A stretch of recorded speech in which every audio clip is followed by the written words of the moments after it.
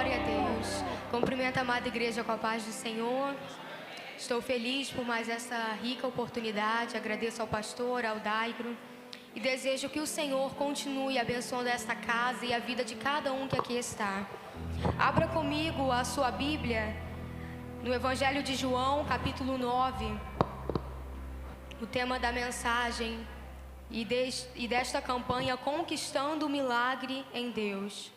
Evangelho de João, capítulo 9, do versículo 1 ao 3. Aleluia, glória a Deus. E diz assim: E passando Jesus, viu um homem cego de nascença. E os seus discípulos lhe perguntaram, dizendo: Rabi, quem pecou, este ou seus pais, para que nascesse cego? Jesus respondeu: Nem ele pecou, nem os seus pais, mas foi assim para que se manifestem nele as obras de Deus. Nem ele pecou, nem os seus pais, mas foi assim para que se manifestem nele as obras de Deus. Senhor, mais uma vez, Pai, entramos em Tua presença. E eu te peço, Senhor, que o Senhor venha bradar ao nosso espírito e ao nosso coração.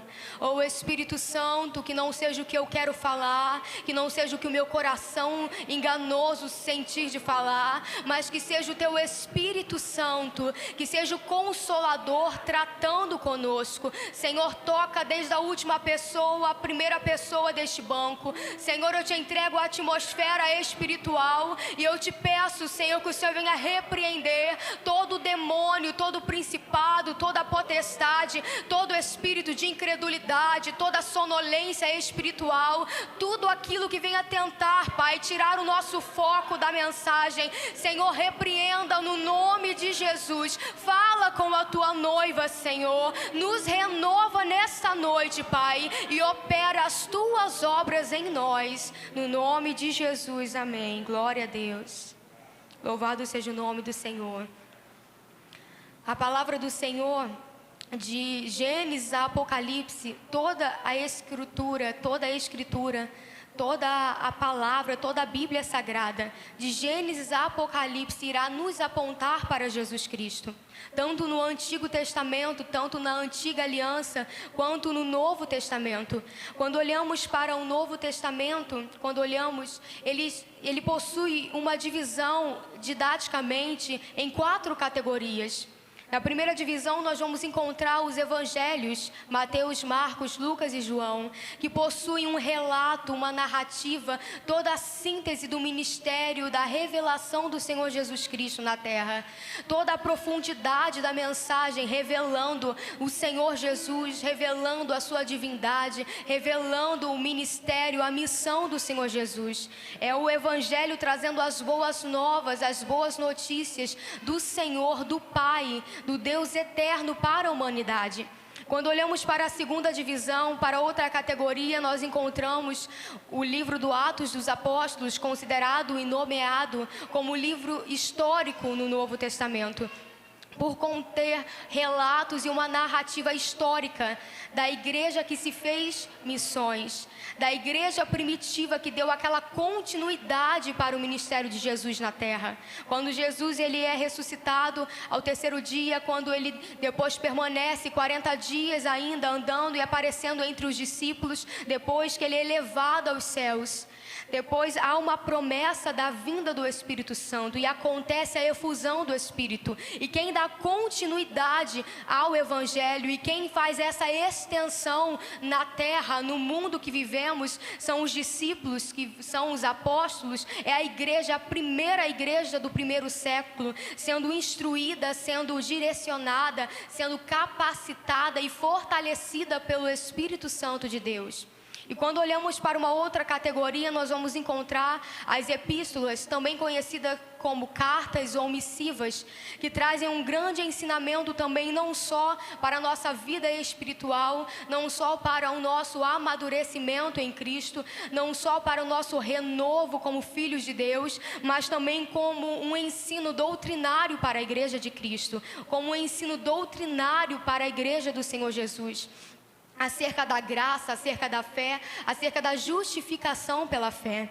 E por último, a última categoria, nós encontramos o livro de Apocalipse como livro profético, onde encontramos profecias e promessas que ainda irão se cumprir nesta terra, acerca da volta de Jesus, acerca do arrebatamento da sua igreja e acerca da vida daqueles que caminharam com Cristo na Nova Jerusalém. E por toda a escritura do Senhor, por toda a palavra, por toda a Bíblia, de Gênesis a Apocalipse, nós veremos apontando para o Senhor Jesus Cristo. Mateus, ele revela Jesus como o rei. Marcos vai revelar Jesus como o servo sofredor, cumprindo assim o que o Senhor entregou para Isaías lá no capítulo 53, dizendo: verdadeiramente Ele tomou as nossas enfermidades, Ele tomou as nossas dores e levou sobre si por amor a nós, porque o castigo que nos traz a paz estava sobre Ele. Quando olhamos para o livro de Lucas, o Evangelho de Lucas, irá nos revelar Jesus não só como um rei, como um salvador de uma nacionalidade, de uma nação israelita dos judeus, mas revela Jesus sendo o salvador de toda a humanidade. Revela Jesus sendo o salvador de todo aquele que creia. Revela Jesus sendo o salvador de todo aquele que abre o seu coração e diz: eis-me aqui, Senhor. E quando olhamos para o Evangelho de João, nós encontramos o relato e a revelação divina de um Senhor Jesus como Filho de Deus, como aquele que despiu da sua glória por amor a nós, como aquele que despiu da sua glória para encarnar num corpo humano e se tornou 100% Deus e 100% homem, o qual nunca pecou e nunca falhou. O Senhor Jesus, Ele é o maior missionário que a terra um dia recebeu. Ele é o maior médico que nós podemos ter. Ele é o maior juiz que nós podemos ter. Ele é o maior e melhor advogado para resolver todas as nossas causas perdidas. E quando olhamos para o Evangelho de João, nós encontramos uma narrativa tão maravilhosa, revelando Jesus como aquele quem quer estar íntimo com o Filho, com a coroa da criação. Revela Jesus dizendo: ei, eu sou o pastor das ovelhas, eu sou a porta das ovelhas, eu curo, eu transformo, eu saro, eu limpo, eu renovo e avivo. Por todo o Evangelho de João está revelando Jesus como um Messias, que havia sido tão profetizado, que havia sido tão esperado, tão anunciado. E quando olhamos para o capítulo anterior, do qual lemos alguns de seus versículos, quando olhamos para o capítulo de número 8, irá começar um relato acerca do perdão de Jesus para aquela mulher adúltera. E logo depois deste relato do perdão do Senhor Jesus, de uma nova chance, de uma nova vida que Deus entrega para aquela mulher, nós encontramos uma narrativa de Jesus no templo, Jesus no seu discurso, no seu sermão, revelando a sua divindade, revelando a sua obra na terra, revelando o seu ministério, que ele era o Filho de Deus, que ele foi enviado como pastor das ovelhas perdidas, que ele foi enviado para os que se encontram em caos, que ele foi enviado para restaurar vidas que se encontram mortas e em sequidão espiritual. Só que quando Jesus ele começa a dialogar, ele começa a expor o seu discurso, a expor as suas palavras tremendas, vão atentar e vão incomodar os fariseus, vão incomodar alguns líderes judaicos e vão olhar para ele e dizer quem ele pensa que é para dizer que é o nosso Salvador, quem ele pensa que é para dizer que é a luz do mundo, quem ele pensa que é para dizer que é o pastor das ovelhas. Nós não conhecemos, nós não sabemos quem o enviou, porque nós seguimos a Moisés, nós seguimos a Abraão. E o conflito vai ser gerado ali naquele templo, eles criticando Jesus e dizendo: ele é um samaritano, ele tem demônio, ele não tem Deus.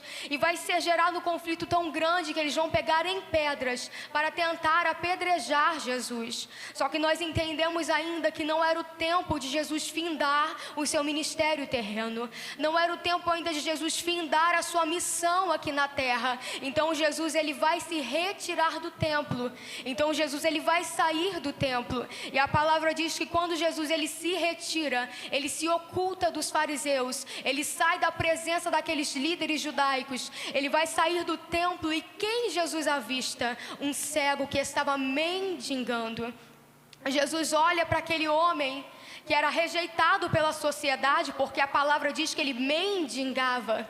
E o Senhor olha para aquele homem e vê a sua necessidade, o qual nunca pôde contemplar a natureza, o qual o homem que nunca enxergou o rosto dos seus pais, o qual nunca pôde se enxergar, o qual nunca pôde olhar para o sol, olhar para as árvores, olhar para a chuva, olhar para as estrelas. E quando Jesus está olhando e contemplando a causa e a necessidade e a enfermidade deste homem, a palavra diz que os discípulos, os seguidores de Jesus, vai virar para o Senhor e vai dizer: mestre, quem pecou? Mestre, quem pecou para que ele se encontre nesta situação? Quem pecou para que ele já nascesse destinado a uma vida tão sofrida desse jeito, na escuridão? E aqui Jesus, ele nos ensina algo tão tremendo e lindo. Aqui Jesus, ele quebra essa hipocrisia terrível do homem carnal, de achar que talvez Jesus é um Deus tão vingativo a ponto de nos cometer em enfermidades, em calamidades para nos tratar. E Jesus vira para os discípulos e diz: não, não é nenhum e nem outro, não foi os pais dele quem pecaram e não foi ele quem pecou. Ele se encontra desta forma, ele se encontra enfermo, cego desta maneira, para que as obras de Deus sejam manifestadas na vida dele. E aqui o Senhor nos ensina que não há causa perdida. Aquele homem, talvez ele tenha acordado e pensado: é um dia comum como qualquer outro, vou estar aqui mendigando, chamando atenção, pedindo esmola, e com certeza vai passar líderes, não vão olhar para mim, com certeza vai passar pessoas que nem sequer vão sentir a minha dor, não vão se importar comigo, achando que eu sou uma pessoa fraca, falha, cega e que não tem mais solução. Só que ele mal sabia, ele mal esperava que ele não ia encontrar com um simples homem, que ele não ia encontrar com um simples judeu. Ele estava encontrando com um filho de Deus prometido às nações. Ele estava encontrando com um médico que, quando cura, ele opera e faz a melhor cirurgia e não deixa nem sequer marca, porque ele é tremendo, porque ele está além da medicina, ele é antes da ciência, antes de todas as descobertas, ele já era o grande eu sou. Só que ele não sabia, talvez, que naquela manhã ou naquele dia ele ia encontrar com não um homem comum, um homem simples, só que ele encontrou com o amor da vida dele, o qual encontrou e olhou para ele, teve compaixão da sua necessidade. Talvez ele não sabia, mas ele encontrou com o Yeshua, com o Salvador das nações, e talvez ele tenha pensado: bom, ele vai me ajudar no meu físico, ele vai me ajudar a enxergar, só que não tem como receber o toque de Jesus e permanecer o mesmo, não tem como receber o trabalhar de Deus e continuar sendo o mesmo. Então o que Jesus faz? Ele vai cuspir na terra, vai fazer lodo com a saliva e com as suas mãos ele vai colocar aquele lodo nos olhos e vai dar uma instrução para aquele homem: olha, vai até o tanque de Siloé e lava-te. E a palavra do Senhor vai dizer que um homem o qual nunca enxergou, um homem destinado a morrer somente vendo a escuridão, a palavra diz que ele vai voltar curado, porque ele recebeu o milagre das mãos de Jesus. E as pessoas olhando para ele vão dizer: é o mesmo? É aquele homem que nunca enxergou, é aquele homem que nunca contemplou o dia, a noite, é aquele homem que nunca sequer viu um rosto de uma pessoa. Será que é o mesmo? E vai incomodar os líderes judaicos a tal ponto de perguntarem para ele: quem fez isso com você? Porque eles não acreditavam que aquele homem já havia sido cego. Ele vai dizer: foi um homem chamado Jesus, ele fez lodo com a terra e a saliva e me mandou ir ao tanque de Siloé e me curou. Só que os líderes judaicos estavam tão insatisfeitos que eles vão mandar chamar os pais deste homem e vão dizer: este homem, ele nasceu cego, é o filho de vocês? Quem o curou? Quem fez ele enxergar? E os pais deste homem, com medo de pronunciarem Cristo e reconhecerem que Cristo é o Deus de milagre e o Messias, por conta de uma norma e uma regra na sinagoga de que eles não podiam pronunciar e aceitar Cristo como Messias, porque senão seriam expulsos. Então os pais deste homem, eles preferem não serem expulsos da sinagoga do que dizer que foi Cristo que curou o seu filho, que foi Cristo que restaurou a visão do seu filho. Então os pais vão virar para os líderes e vão dizer: não, é o nosso filho, ele nasceu cego, ele está enxergando, ele foi curado, mas nós não sabemos quem fez isso. Então os líderes inconformados vão chegar novamente até o homem e vão dizer: você nasceu cego, mas como agora você vê? Como isso aconteceu? E ali o homem vai revelar que foi Jesus. E eles, insatisfeitos, vão dizer: mas ele é um pecador, ele está fazendo um milagre no sábado? Será que ele não guarda o sábado? E vai entrar um diálogo e alguns vão olhar e vão dizer: não, porque pecador? Como pode um pecador operar milagres? Como pode um pecador fazer algo que era impossível na ótica humana? E talvez você se encontre como este homem que foi destinado, talvez pelo homem, talvez por alguém, a ter uma vida com uma causa que à tua visão é impossível de acontecer. Talvez você entrou por essas portas mais uma semana nesta campanha conquistando o milagre, e talvez você esteja sem forças, talvez você esteja necessitando de um renovo. Só que o Espírito Santo e o Senhor Jesus Cristo, só que o Deus triuno, Ele está bradando ao teu coração nesta noite e dizendo: filha, aquieta-te. Filho, descansa o teu coração.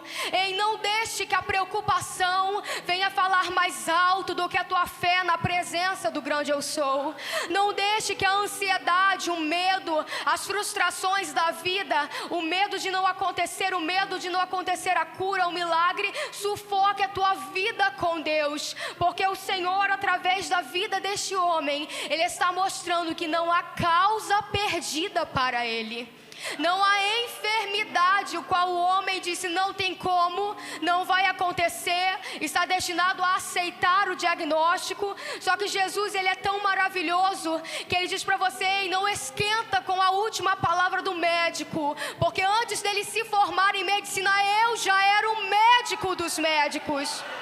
Talvez você esteja desanimado, dizendo: Senhor, e aquela causa na justiça, Pai, há tantos tempos, há tantos anos. Só que o Senhor está dizendo: ei, o que é a tua causa nas minhas mãos? Eu sou o advogado, eu sou o juiz, eu sou o instrutor, e a tua vida continua sendo regendo pela minha autoridade.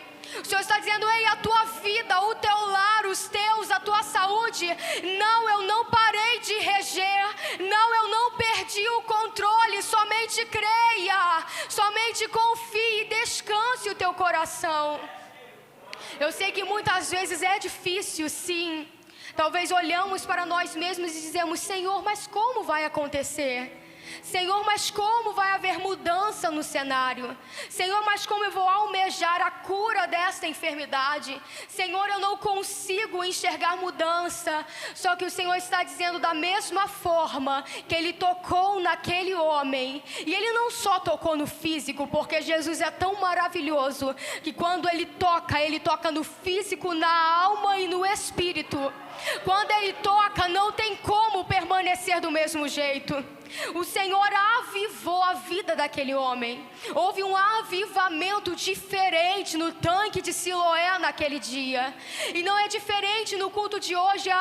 Mas muitos anos se passaram, está diferente, as coisas mudaram. Nós não vemos tantas mudanças, tantos milagres. Só que o Senhor está dizendo: eu ainda continuo sendo o mesmo.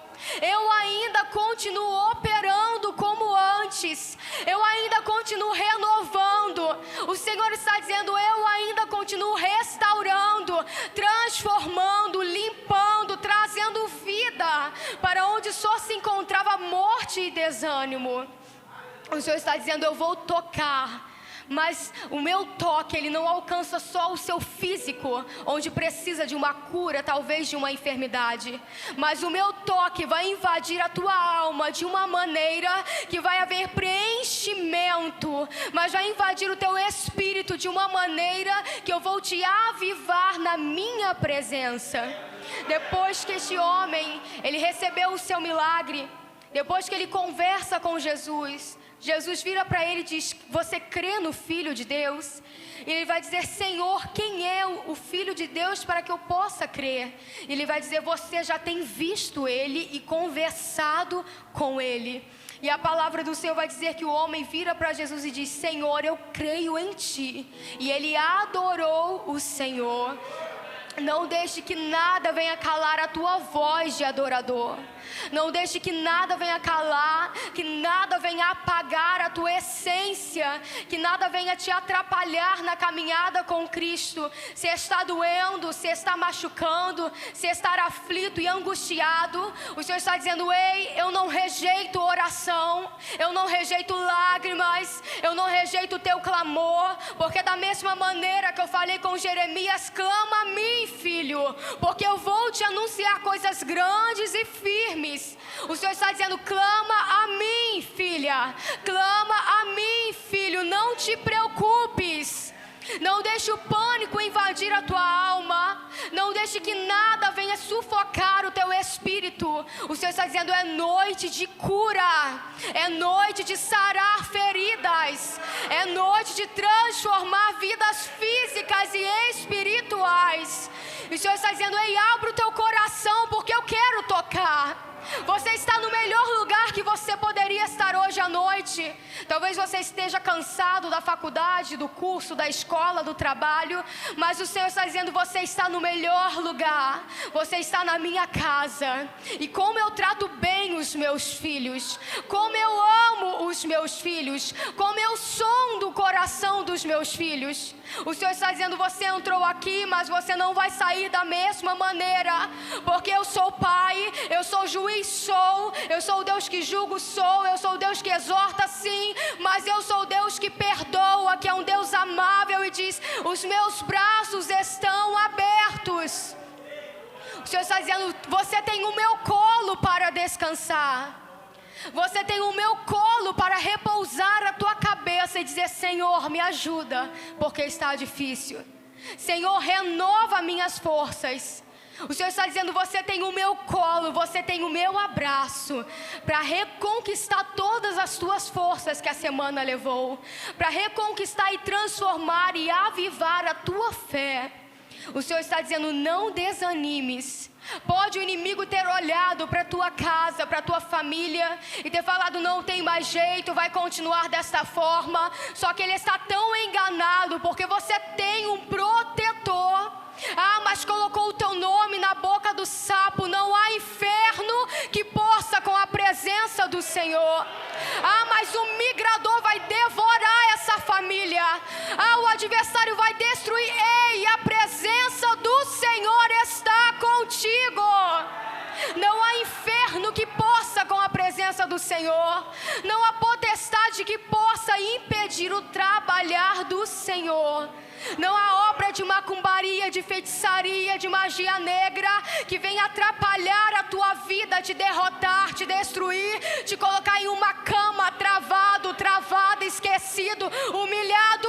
O Senhor está dizendo: ei, eu revogo a tua sentença.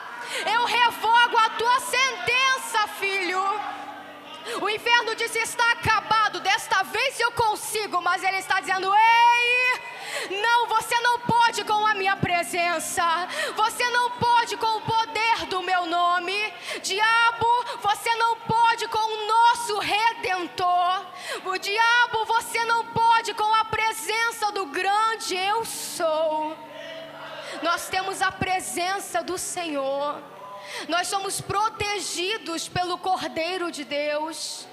O nosso Senhor não está morto, não. Ele ressuscitou ao terceiro dia. Ele venceu a morte.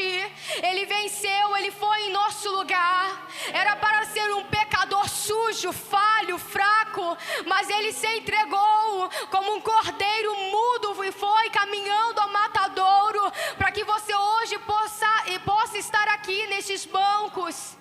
sentados e adorando o Senhor. Ele está dizendo: confie, acredite, porque eu som do teu coração e não tem causa perdida para mim. O Senhor está dizendo: eu renovo as tuas forças, eu enxugo as tuas lágrimas e digo: filho, você não está sozinho. Filha, quando você acorda na madrugada e pensa que ninguém está te vendo, o Senhor está dizendo: grande eu sou, está contemplando. E Ele não só escuta as tuas orações, Ele não só ouve os teus pedidos, mas Ele ouve e Ele não te deixa no vácuo, Ele entra em ação. E Ele está dizendo: eu estou movendo as águas hoje. Da mesma maneira que aquele homem entrou no tanque de Siloé, Ele está dizendo: entra nas minhas águas hoje. Eu estou movimentando com a minha presença, caminha comigo, entra nas águas de cura do Senhor Jesus. Aleluia, glória a Deus, louvado seja o nome do Senhor. Eu quero orar pela tua vida. Se coloque de pé. Orar pela tua vida, que talvez você chegou aqui com dor, passando mal, enfermo. O Senhor é o médico dos médicos. Confie e creia, porque o Senhor, para o nosso Deus, não existe causa perdida. Aleluia, glória a Deus. Se entrou alguém por essas portas, talvez que ainda não aceitou o Senhor como Salvador. Talvez conhece o Senhor, conhece a palavra, mas esteve um período afastado, um pouquinho longe do nosso Redentor. É uma noite que o Senhor, Ele faz um convite. Se entrou alguém por essas portas que ainda não tem essa intimidade com o Senhor, esteve longe por algum tempo, o Senhor está dizendo: filho, filha, é noite de você me abraçar, é noite de você retornar aos meus caminhos, porque eu sou o Pai que ama, perdoa, sara as tuas feridas. Amém. Fecha os teus olhos, vamos orar. Senhor Deus, eu te entrego, Pai, cada vida que passou por essas portas. Eu te entrego, Senhor, cada pessoa que entrou aqui sentindo uma dor na coluna, sentindo, Senhor, algum mal, diagnosticado com alguma enfermidade. Senhor, Tu és o médico dos médicos, Pai. Tu és o Senhor que com um toque, com uma palavra, a cura, a transformação, o milagre acontece. Senhor, nós não precisamos gritar, ficarmos repetindo milhares de vezes, mas eu te entrego em Tuas mãos cada vida que aqui está. E eu te peço, Senhor, manifesta as Tuas obras, Pai. Manifesta as Tuas obras em nossas vidas, Senhor. Renova as nossas forças. Que o Senhor venha tocar no sangue, toca na coluna, Pai, toca nas vértebras, toca, Senhor, nas artérias, limpa, Pai. Livra, Senhor, de infarto, de AVC. Livra, Senhor, de toda convulsão. Livra, Pai, de toda cadeira de roda. Livra, Senhor, de todo câncer, Pai. Tu és o Deus que nos conhece. Tu és o Deus que nos conhece até mesmo do que nós mesmos, Senhor. Então, Pai, não precisamos de um raio-x, não precisamos mais do Teu olhar, já vê tudo, Senhor. Que as Tuas mãos venham tocar, Pai. Sara esta noite, Senhor. Cura, Senhor. Transforma quadros. Tu és o Deus especialista em reverter quadros que são irreversíveis, Pai. Eu te entrego, Senhor, a Tua noiva em Tuas mãos, Senhor. No nome de Jesus. Amém. Eu agradeço a oportunidade, em nome de Jesus.